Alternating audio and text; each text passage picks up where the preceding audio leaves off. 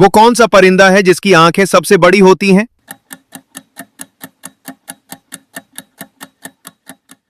सही जवाब उल्लू। अगला सवाल, वो कौन सा परिंदा है जो जमीन पर सबसे तेज दौड़ सकता है?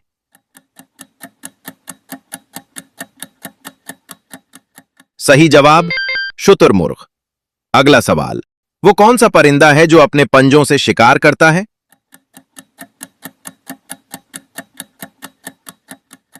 अपनी ज़हानत से इसका जवाब कमेंट सेक्शन में दें। अगला सवाल, वो कौन सा परिंदा है जो परिंदा होने के बावजूद भी नहीं उड़ सकता?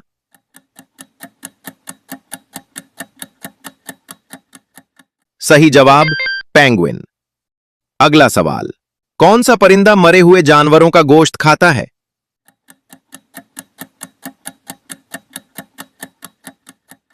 सही जवाब गिद्ध।